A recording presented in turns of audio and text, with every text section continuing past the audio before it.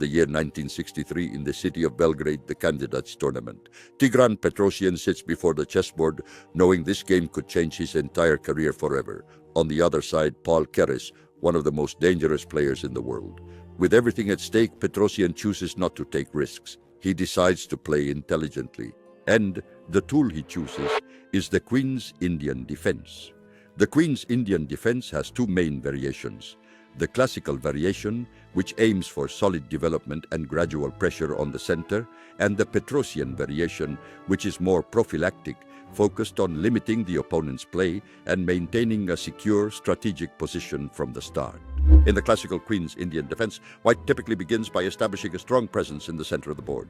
Black then responds by developing a knight to the f6 square, effectively controlling the central squares without having to commit any pawns just yet. Following this, White plays c4, further reinforcing their central control. Black responds by preparing a solid structure and developing their pieces. Then, White develops a knight to f3, while Black plays b6, preparing to fianchetto their bishop. If you don't know what fianchetto means, you can click the top right corner, where we explain it in every detail. White advances the pawn to open the diagonal, and Black develops their bishop.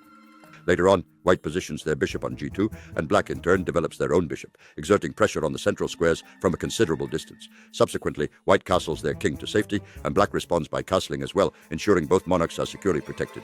Following the castling maneuvers, White proceeds to reinforce the center of the board, and Black, already having achieved good development, advances their queen's pawn to effectively occupy the central area.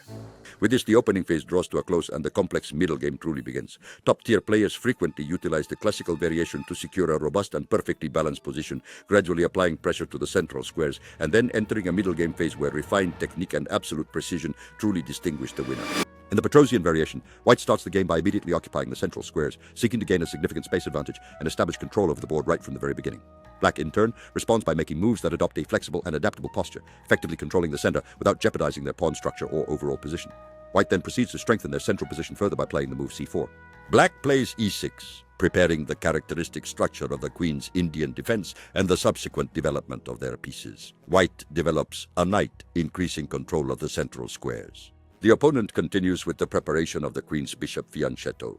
White plays a3, the characteristic move of the Petrosian variation, with a prophylactic idea that limits the opponent's options. Subsequently, they develop their bishop, putting pressure on the center from the long diagonal.